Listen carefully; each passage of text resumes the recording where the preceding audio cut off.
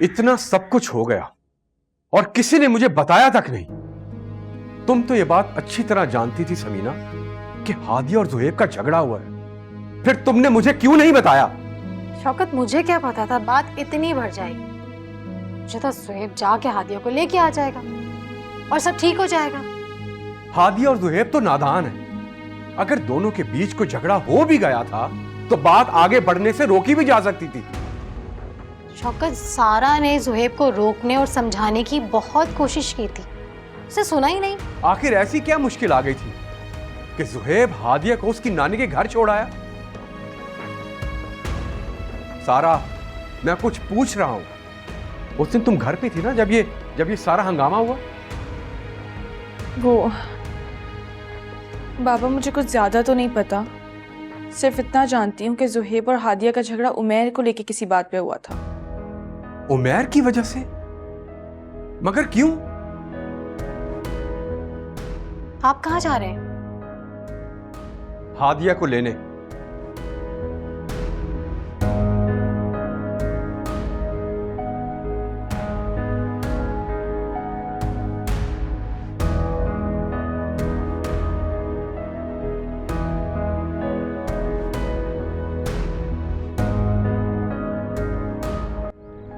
शौकत, मेरी बात तो सुने।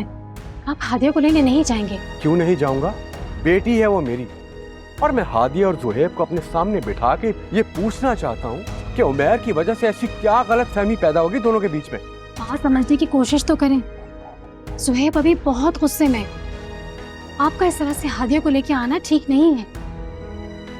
मैं भाभी और जुहैब को समझा दूंगी। आप तो जानते हैं मियां बीवी का रिश्ता कितना नाजुक होता है। खुदा ना खास्ता आप हादिया को यहाँ पे लेकर आए, वो जुहैब के मुंह से कोई ऐसी वैसी बात निकल गई तो इस वक्त दोनों को थोड़ा स्पेस दे दें। तुम क्या बात कर रही मैं हो? बिल्कुल ठीक कह रही हूँ। मेरी बात को ठंडे दिलो दिमाग से सोच कर तो देखें। कुछ दिन के लिए रुक जाए।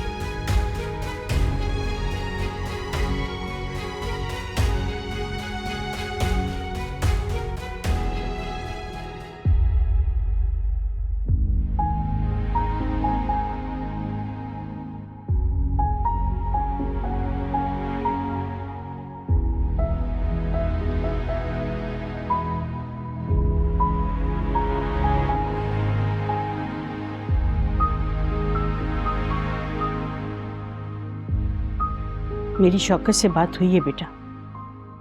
मैं जानती हूँ जुहैब इस्लामाबाद नहीं गया। नानो प्लीज मुझे अकेला छोड़ दें। कैसे छोड़ दूं? क्यों छोड़ दूं? कोई यतीम या लावारिस हो तुम? क्या समझ रखा है इन लोगों ने? अभी तुम्हारी नानो जिंदा है, लड़ सकती हूँ मैं इन लोगों से। मैं जुहैब को ऐसा नहीं समझती थी। ये जुहैब ने तुम्हारे साथ अच्छा नहीं किया। मैं बात करूंगी जुहैब से। नहीं प्लीज नानो, आप किसी से बात ना करें। मगर हादिया? नानो प्लीज, मैं आपसे रिक्वेस्ट कर रही हूँ।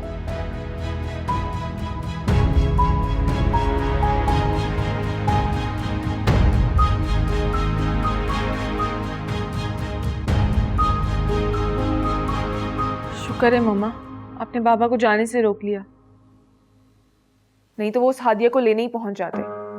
बहुत मुश्किल से मैंने उन्हें मनाया। इसका मतलब ये हरगिज़ नहीं है उसे यहाँ नहीं लेके आएंगे। वो यहाँ नहीं आएगी। आपको अंदाजा भी नहीं है कि हादिया के जाने से मुझे कितनी खुशी हुई है। सारा, मुझे नहीं लगता। तुमने सुहेब की हालत देखी है? कितना बोझा बोझा सा रहता है। उन दोनों के दरमियान की दूरियां हमेशा नहीं रहेगी। तो देख लेना, किसी भी दिन जाके उसे ले आएगा। ऐसा मैं कभी नहीं होने दूंगी। कभी नहीं। सारा, तुम्हारे पास ये बहुत अच्छा मौका है ज़ुहैब के करीब आने का।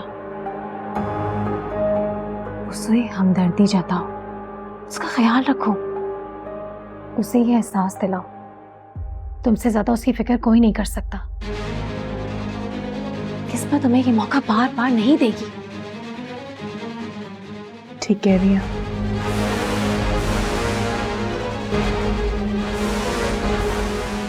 मानू, बात सुनो मेरी प्लीज। महानूर, महानूर प्लीज मेरी बात तो सुनो। महानूर, मुझे तुमसे बात करनी है प्लीज। मुझे गलत मत समझो। तो फिर और क्या समझो सारा? वही जो तुम सबके सामने खुद को जाहिर करती हो। मैं ज़ुहैब से बचपन से मोहब्बत करती हूँ, तुम जानती तो हो ये बात। ये तुम्हारी भूल है सारा।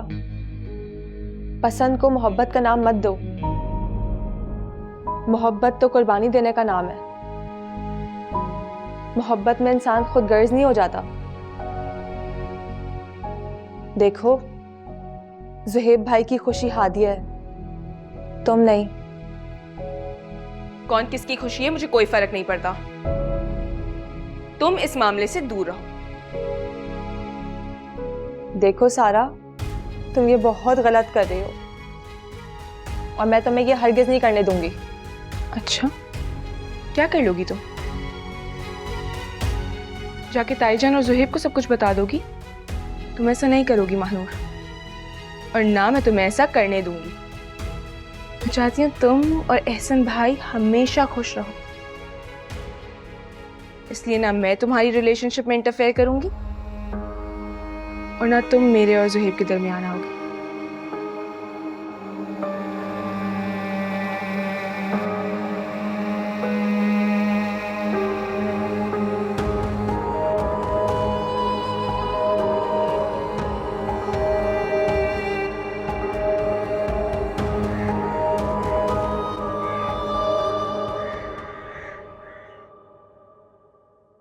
मामा, आपने भाई से बात की? ज़ुहैब से जब भी बात करने की कोशिश करती हूँ, वो हादिया के बारे में कुछ सुनने के लिए तैयार ही नहीं होता। फिर ये मसला कैसे सॉल्व होगा मामा? मुझे तो खुद समझ में नहीं आ रहा। जब मैं ज़ुहैब को देखती हूँ ना, दिल कट सा जाता है मेरा। क्या हालत बना रखी है उसने अपनी। अपना ख्याल रखना ही छोड़ दिया उसने। वैसे मैंने भी एक बात नोटिस की है, जब से हादिया गई है भाई बहुत उदास उदास रहने लगे हैं। खुश नहीं है वो।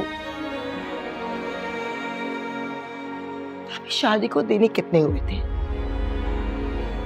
तभी कहते हैं कभी भी जज्बात में आके फैसला नहीं करना चाहिए। मुझे कुछ समझ में नहीं आ रहा, क्या करूं, कैसे सब कुछ ठीक हो जाए। बस अल्लाह से दुआ करती हूँ जो भी हो इन दोनों बच्चों के हक में बेहतर हो। इंशाअल्लाह।